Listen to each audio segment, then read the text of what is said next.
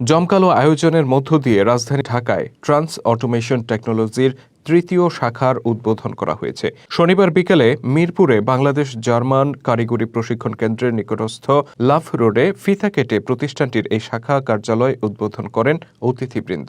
Engineer Gias মল্লিকের সভাপতিত্বে এবং ইঞ্জিনিয়ার ফিরোজ মল্লিকের সঞ্চালনায় এ সময় প্রধান অতিথি হিসেবে উপস্থিত ছিলেন সিপিআই পলিটেকনিক ইনস্টিটিউটের vice principal Abu Sayeed Mohammad Mahbub Alam Prince.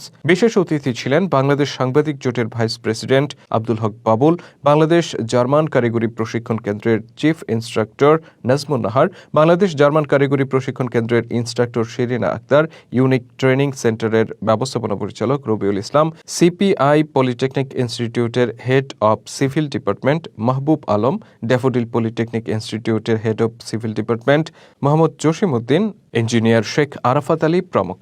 এ সময় অতিথিরা বলেন, যুব সমাজকে আত্মনির্ভরশীল করে তুলতে গুরুত্বপূর্ণ ভূমিকা রেখে যাচ্ছে এ ধরনের কারিগরি প্রতিষ্ঠানগুলো। তাদের হাত ধরে গড়ে উঠছে দক্ষ যুব সমাজ, যারা দেশে ও বিদেশে সফলতার স্বাক্ষর রেখে যাচ্ছেন। বক্তারা বলেন, ট্রান্স অটোমেশন টেকনোলজি দীর্ঘদিন ধরে সুনামের সাথে কাজ করে যাচ্ছে। প্রতিষ্ঠানটির এই নতুন শাখাটিও তার ধারাবাহিকতা বজায় রাখবে বলে আশাবাদ ব্যক্ত করেন তারা।